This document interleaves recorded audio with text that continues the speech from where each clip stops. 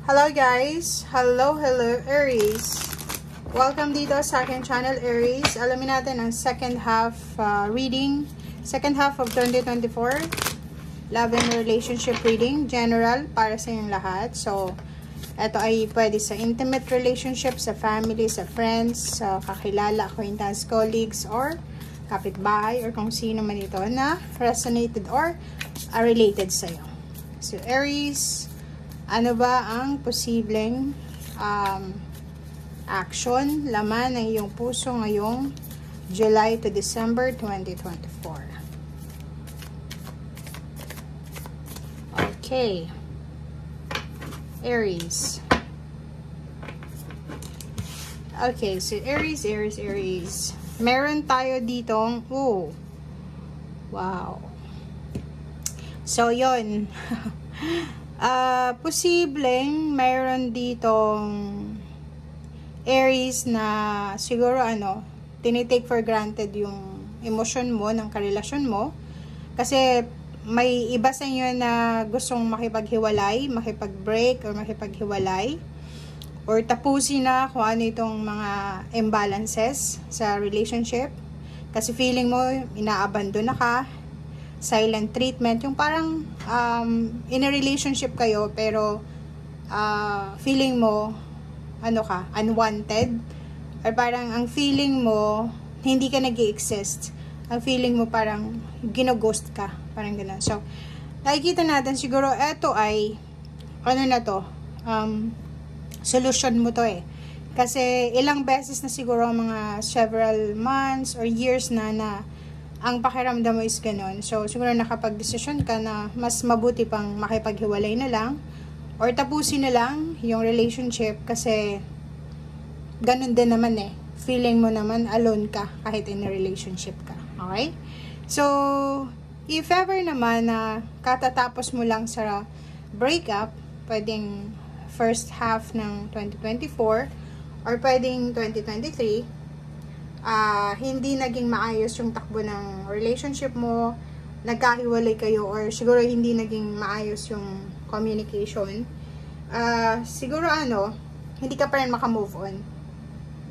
Hindi ka pa rin makamove on and sobrang namimiss mo yung kung ano yung pinagdaanan yung dalawa, or namimiss mo yung mga masasayang memories or panahon na kasama mo siya. Okay. Thank you, Aries.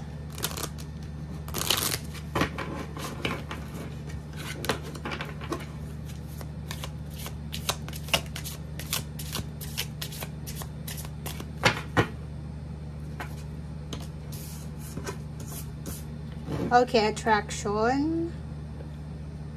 Oops, sorry. Attraction. And you deserve love. So, yon. Ang nakikita ko sa'yo dito, siguro hindi ka masyadong pinapalad sa relationship mo. Siguro na-attract ka doon sa mga taong hindi resonated sa energy mo. And dito sinasabi ng baraha na tama yung decision making mo. Like for example, makipaghiwalay, mag-cool off muna, or wag munang masyadong mag-cling, diba? Yung wag kang masyadong wag mo masyadong pinapakita na kailangan mo siya, parang ganun. Kasi deserve mo din na mahalin, deserve mo din na bigyan ng attention, deserve mo din bigyan ng pagmamahal. And dito sa barahang ito, sinasabi na yung love life na andyan lang yan, yung relationship na andyan lang yan. Ang kailangan mo sa ngayon is i-enjoy mo muna kung ano yung meron ka sa ngayon.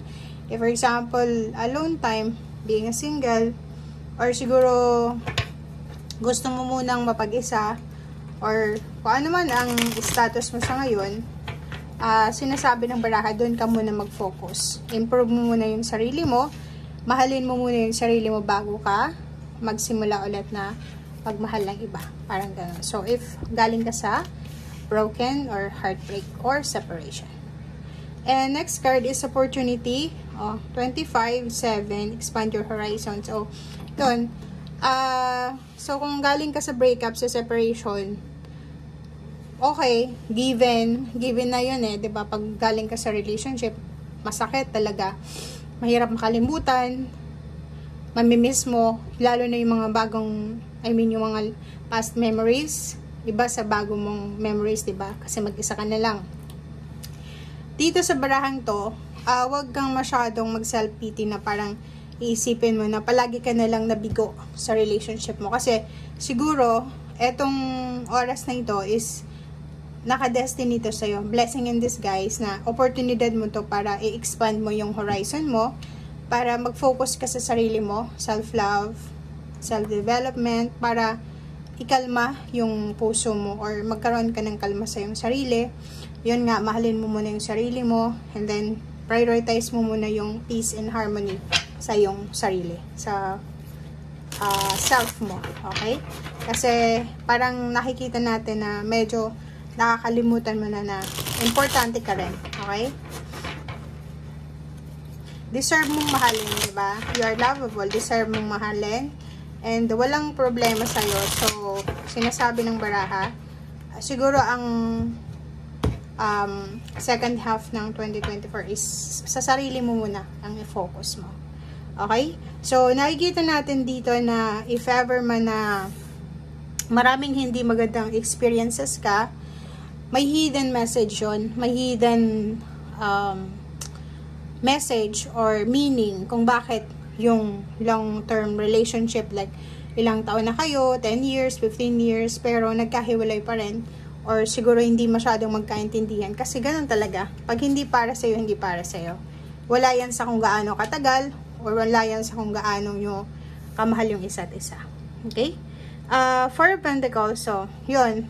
So, sinasabi ng baraha, if ever man hindi ka mapalad sa relationship, or if ever man nasa moving period ka, gamitin mo daw yung oras na to para mag-focus ka sa pera. So, may mga ganun eh, 'di ba? Pag galing sa breakup, bigla silang nagiging mayaman. Bigla silang umaasenso. Kasi yung energy nila from losing someone or missing someone, dinadivert nila yon doon sa trabaho or sa improvement ng kanilang financial. And mas lalo silang nagiging motivated. So, yun ang parang sinasabi sa'yo ng baraha. Kita mo siya, Aries? Nasa, grieving period ka. Kasi yung iba sa inyo, talagang sobrang painful yung naging endings ng relationship nyo. But, sinasabi ng baraha sa'yo dito na i-divert mo siya sa mas positive na paraan para makamove on ka. Okay? So, dito naman sa 8 of Wands, trabaho. Okay? So, kung pakiramdam mo, medyo maraming nawala sa'yo kasi emotion yan eh. Nag-exert ka ng emotion, nag-expect ka na. Sinasabi ng baraha sa'yo dito na huwag kang mag-alala kasi parating or darating kung sino itong deserve mo. May new beginnings pa rin dito eh. Hindi pa dyan nagtatapos. Okay? Hindi pa dyan nagtatapos yung journey mo sa relationship.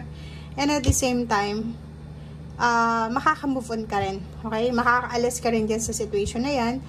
And papunta ka na doon. Diba? Kung makikita mo dito, 6 of Swords ito. It's a balance card na sinasabi, paalis ka na from painful relationship, from painful situation, papunta ka na doon sa clarity. Okay? So, thank you guys. Bye!